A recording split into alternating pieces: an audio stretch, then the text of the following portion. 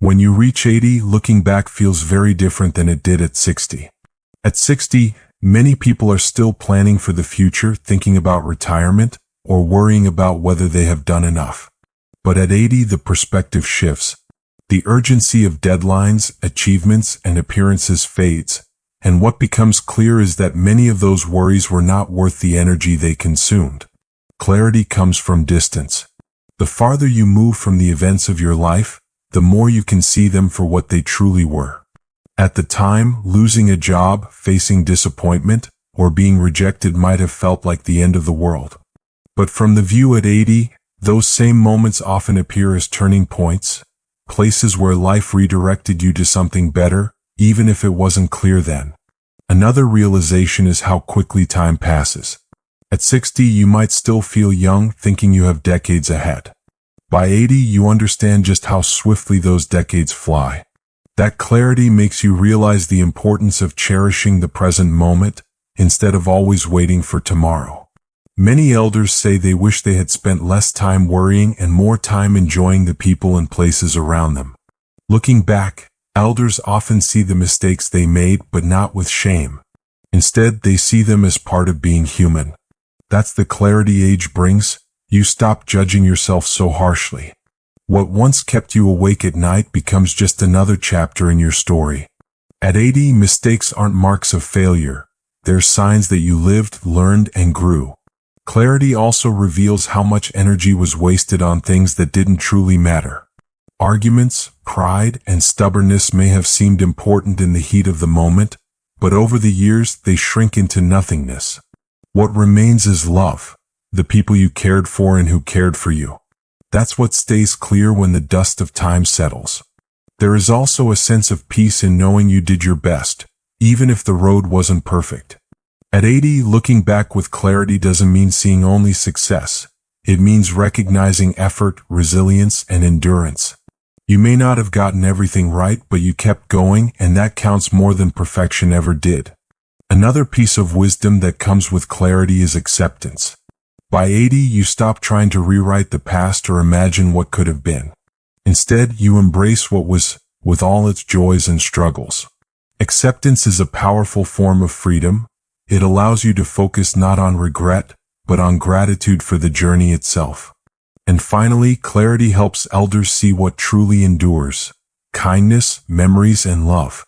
Achievements fade, possessions are left behind, but the way you made people feel, that remains.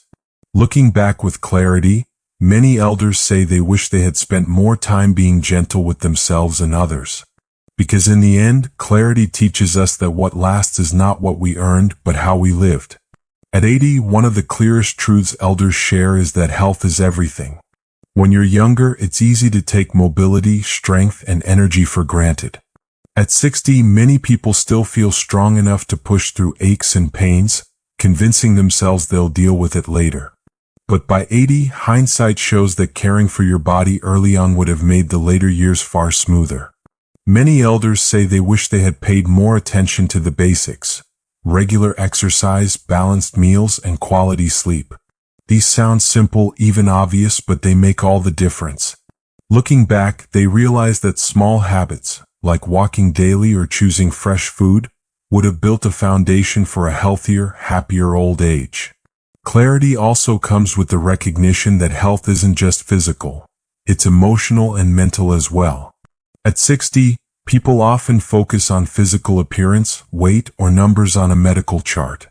But at 80, what matters is whether you can still enjoy life, share laughter, and feel peace of mind.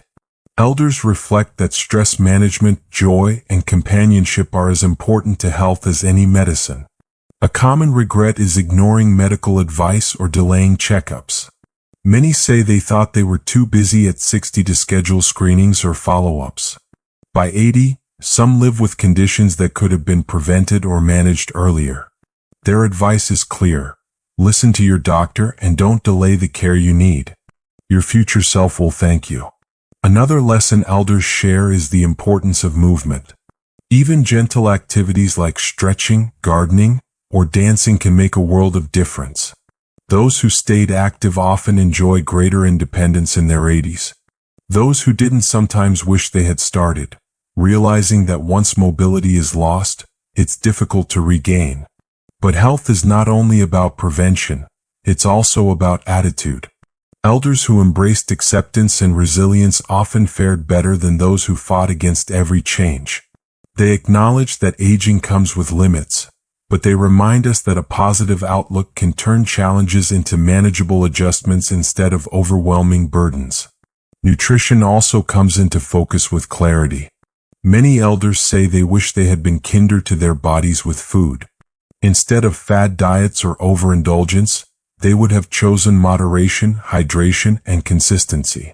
Looking back, they see that eating well is less about restriction and more about respect for the body. Finally, the wisdom of 80 teaches that health is not something you chase once it's gone. It's something you nurture every day. Those who protected their health at 60 enjoy greater freedom, independence, and joy now. Their message is simple but profound. Don't wait until it's too late. Treat your health as your greatest treasure because in the end, it truly is. At 80, many people look back and realize that the race to accumulate possessions was never as important as it seemed at 60. The big house, the expensive car, the designer clothes, all of these once carried a sense of pride. But with age, their shine fades. What remains are the people you shared your life with, the relationships that carried you through joys and sorrows. Elders often say they wish they had invested more time in family gatherings, simple conversations, and phone calls to loved ones. At 60, it's easy to get caught up in responsibilities, careers, and financial goals, believing there will always be time later. By 80, the truth becomes clear. Time with loved ones is finite, and it's the most valuable currency we have. Looking back, many share stories of friendships that drifted apart simply because no effort was made to maintain them. They regret letting busyness or pride stand in the way of staying connected. The laughter shared with an old friend, the comfort of a neighbor, or the support of a sibling often mean far more than anything money could buy. Possessions, elders reflect, can even become burdens. The things you worked so hard to accumulate need to be stored, cleaned, or passed on. But relationships lighten life.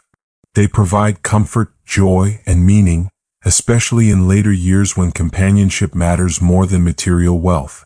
Many also recognize that relationships heal and grow when nurtured. At 80, they often say, "I wish I had told people I loved them more often." Simple words of affection, small acts of kindness, or just being present can create memories that last far longer than any object. Another lesson is that relationships bring resilience. When hardships strike, illness, loss, or financial struggles, it is people, not possessions, that carry you through. Elders often share that the hugs of a grandchild or the support of a lifelong friend gave them more strength than anything money ever provided. They also emphasize the importance of forgiveness in maintaining relationships. Arguments over money, inheritance, or pride often seem meaningless in hindsight. At 80, they see clearly that choosing connection over conflict leads to peace. Holding on to possessions may divide families, but holding on to love keeps them whole. Ultimately, looking back, the elders remind us that relationships are the real legacy we leave behind. Possessions fade, break, or get forgotten, but the way we loved others becomes part of the stories told long after we're gone. They encourage us to put people first because at the end of the road, it's the faces around you that matter most, not the things in your home. At 80, many people say one of their greatest regrets is holding on to grudges for too long. At 60, anger or resentment can feel justified. You tell yourself that someone wronged you and doesn't deserve forgiveness. But looking back 2 decades later, elders often realize that the only person hurt by that bitterness was themselves. Forgiveness, they explain, is not about excusing bad behavior or pretending it didn't happen. Instead, it's about setting yourself free from the heavy weight of anger. Elders often describe how holding grudges robbed them of peace, sleep, and even health. They wish they had chosen forgiveness sooner, because it would have given them more years of calm instead of conflict. Looking back, many remember family disagreements that lasted decades. Arguments over money, inheritances, or misunderstandings. By 80, they see those fights as wasted time. The possessions that caused tension eventually lost their value, but the broken relationships left scars that never truly healed. Forgiveness could have preserved love that was far more precious. Some elders share stories of friends they lost contact with because of a single disagreement. At the time, pride kept them from apologizing or extending a hand. Now they wish they had swallowed that pride and repaired the bond. They know now that friendship is rare and worth saving, even if it means taking the first step toward reconciliation. Forgiveness also extends inward. Many at 80 say they wish they had forgiven themselves sooner, for mistakes in parenting, career choices, or relationships. They carried guilt for years, believing they had failed. With time, they realize everyone makes mistakes, and self-forgiveness allows healing and growth. One important lesson they emphasize is that forgiveness is not weakness, it is strength. It takes courage to let go of anger and choose peace. They admit it isn't easy, but they also affirm it is one of the most powerful decisions you can make for your own well-being. Elders also point out that forgiveness doesn't always require reconciliation. Sometimes people cannot or should not return to your life, but forgiveness can still be given silently in your heart. It is not about restoring the past, it is about freeing yourself for the future. Ultimately, those who have lived through 80 years remind us that life is too short to carry heavy burdens. The people who forgive sooner live lighter, laugh more often, and enjoy deeper connections. Their advice is simple but profound. Don't wait until it's too late. Choose forgiveness today and gift yourself the peace of tomorrow. At 60, many people are still caught up in the chase. More achievements, more possessions, more recognition. The idea of more feels like progress. But at 80, elders often say they discovered something surprising. Less really is more. Simplicity, they explain, brings a peace that accumulation never could. They reflect on the way clutter, both physical and mental, can weigh a person down. Closets filled with unused clothes, garages stacked with forgotten items, and schedules crammed with endless obligations all seemed important once. But by 80, the value of empty space, free time, and uncluttered living becomes clear. Elders often say they wish they had embraced simplicity earlier. Living with fewer possessions doesn't mean living with less joy. In fact, it often means the opposite. When you strip away what doesn't matter, you have more room to truly appreciate what does. A quiet morning, a shared meal, a walk outdoors. Many also recall the relief they felt when they began letting go. Downsizing a home or passing along belongings to children can be emotional, but it often becomes liberating. Instead of feeling tied down by things, they feel lighter, freer, and more focused on what truly matters: relationships and experiences. Simplicity also applies to choices. At 60, the urge to say yes to everything, every invitation, every responsibility, every opportunity, can leave life feeling overwhelming. At 80, elders know the joy of saying no. Choosing fewer but more meaningful commitments leads to a calmer, more fulfilling life. They often reflect that simplicity isn't just about possessions or schedules, it's also about mindset. Worrying less, comparing less, and accepting life as it is can bring tremendous peace. By focusing on gratitude instead of chasing what's missing, they discover contentment in the present. Another lesson they share is that simple pleasures are often the sweetest. A cup of coffee at sunrise, laughter with grandchildren, or tending to a small garden can bring more happiness than the grandest luxury. These moments, they say, are the true treasures of life. In the end, elders remind us that simplicity is not about deprivation, it's about clarity. By removing what distracts, you see more clearly what matters most. And that clarity leads to joy, freedom, and peace in ways that more never could. Their advice is timeless. Don't wait until you're older to simplify. Start now and let simplicity guide you to happiness. At 60, change can feel unsettling. Retirement looms, children move away, health begins to shift, and routines are disrupted. Many people resist these transitions, clinging to the familiar for comfort. But at 80, elders often reflect that resisting change only made life harder.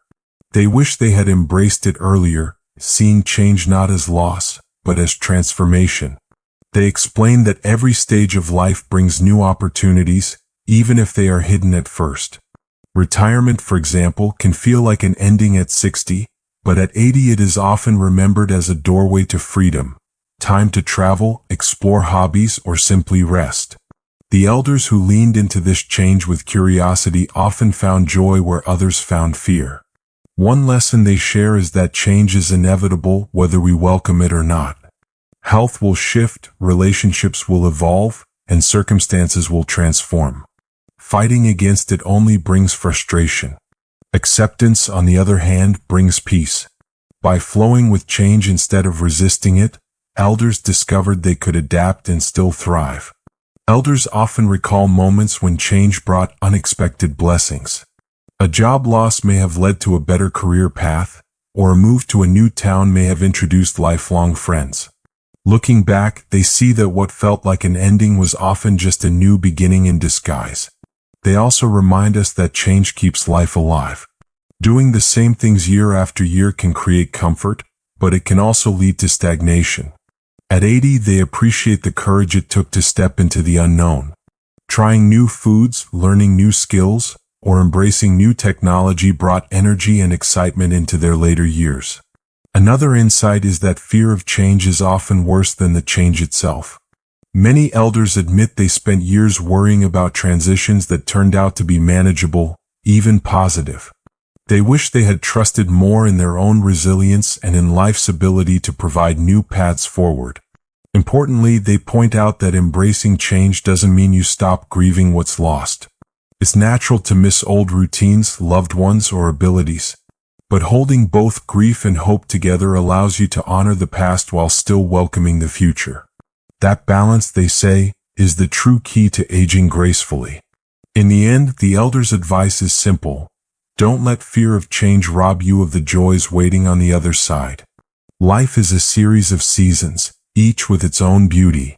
By embracing change instead of resisting it, you allow yourself to keep growing, discovering, and living fully, even into your 80s and beyond. ChatGPT said.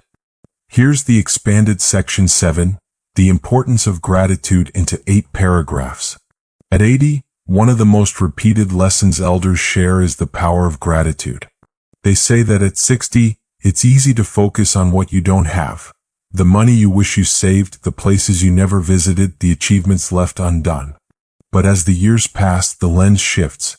Gratitude helps you see not what's missing, but the richness of what is already in your life.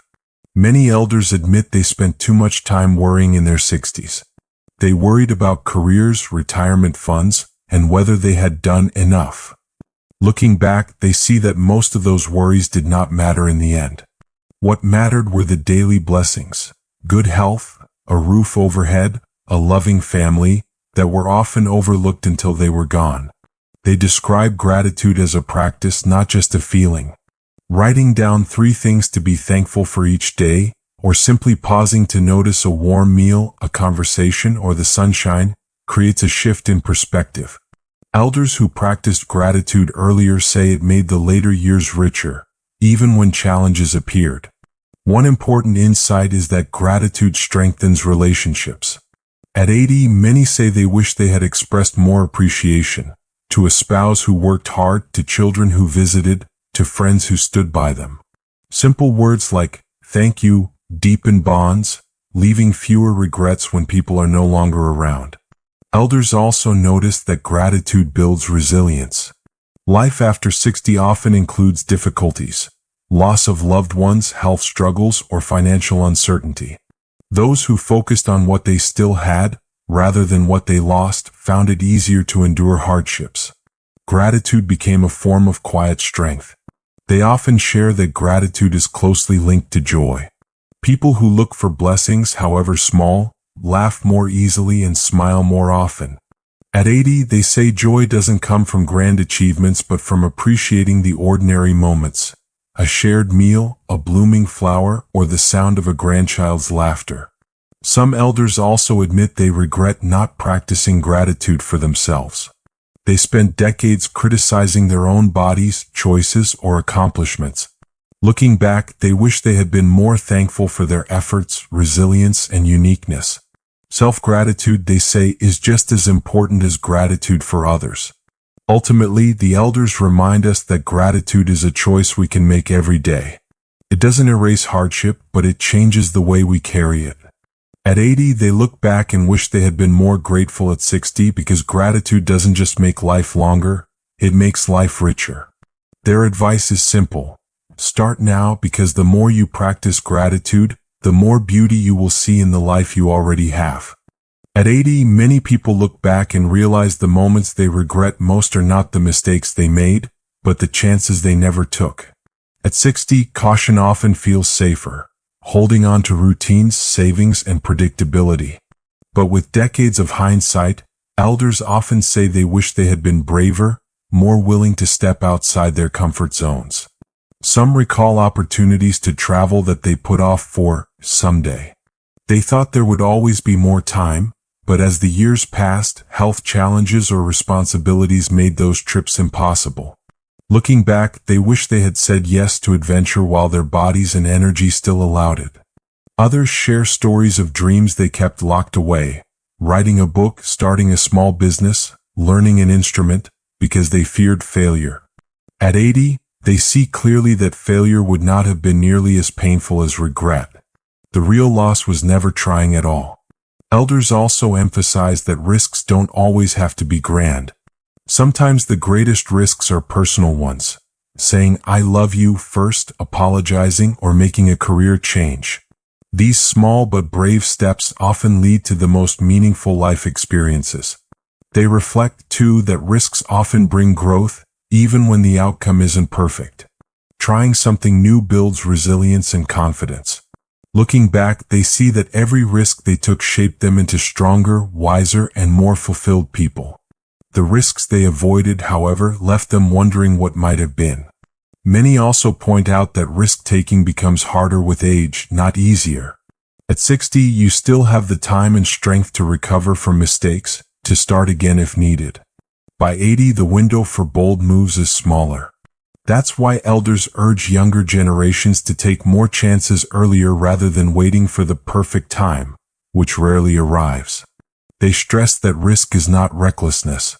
It's not about throwing caution aside, but about choosing courage over fear. Elders wish they had taken calculated risks, the kind that push you forward without destroying your foundation. A life lived with no risks at all, they say, often becomes a life of quiet regrets. Ultimately, those in their 80s remind us that risks are where memories are made. The stories they treasure most are not about the safe paths they chose, but the daring moments when they reached for something new. Their message is clear. At 60, you still have time to be bold, so don't let fear hold you back from the life waiting for you. At 80, many elders say one of their deepest joys is sharing lessons with younger generations. But looking back, they often wish they had started sooner. At 60, wisdom is already abundant, yet people sometimes stay quiet, thinking no one wants to hear their stories. By 80, they realize those stories could have made a difference earlier, for their children, grandchildren, and even their communities. They recall moments when they stayed silent, watching loved ones struggle with choices they had faced themselves decades earlier. Out of fear of interfering, they withheld advice. Now they see that gentle guidance, offered with love, might have spared others unnecessary pain. Passing on wisdom doesn't mean controlling, it means sharing what life has taught you. Many elders regret not writing down their experiences, family histories, life lessons, and personal reflections. Memories fade with time, but written words endure. They wish they had kept journals or letters so that their children and grandchildren could learn from their triumphs and mistakes long after they were gone. They also recognize that wisdom isn't just about giving advice, it's about modeling values. At 60, showing patience, kindness, or resilience can leave as strong a legacy as spoken words. By 80, elders often reflect that their actions, how they treated others, how they handled hardship, taught lessons louder than their lectures ever could. Another insight is that wisdom is most powerful when shared in everyday moments. A story at the dinner table, a lesson during a walk, or advice given while fixing something together can leave lasting impressions. Elders wish they had seized more of those simple opportunities instead of waiting for the right time. They also admit that sometimes pride got in the way. At 60, many felt they hadn't achieved enough yet to be role models. By 80, they understand that wisdom doesn't require perfection. It requires honesty. Sharing struggles and failures can be just as valuable as sharing successes. Passing on wisdom also creates connection. Elders who opened their hearts found that their children and grandchildren drew closer to them. They often wish they had started these conversations earlier, realizing that wisdom shared is not just guidance. It's a gift of intimacy and love. Ultimately, at 80, they encourage us not to wait. The lessons you've learned, the stories you hold, and the insights you've gained are treasures. Share them now, because wisdom kept to yourself fades, but wisdom given away becomes part of someone else's strength for years to come. One important lesson is that purpose brings resilience. Elders who had something to look forward to, a project, a responsibility, or a passion, often fared better through hardship than those who drifted without direction. They emphasize, too, that purpose is deeply personal. What lights one person's spirit may not mean much to another. The key, they say, is to listen to your heart and follow what gives you energy. Whether it's painting, caring for grandchildren, or helping neighbors, purpose doesn't have to be impressive. It just has to be yours. Some elders admit they once thought purpose ended after retirement, but later discovered it could be found in surprising places. Volunteering at a local shelter, starting a book club, or even learning a new skill brought fresh excitement into their days. They wish they had sought these opportunities earlier instead of assuming their best years of contribution were behind them. Ultimately, those who have reached their 80s remind us that living with purpose every day is the true secret to fulfillment. Purpose doesn't extend life in years, but it expands life in depth. Their message is clear: don't wait for tomorrow. Find something today that makes your heart feel alive and do it with love, because purpose is what turns ordinary days into extraordinary ones.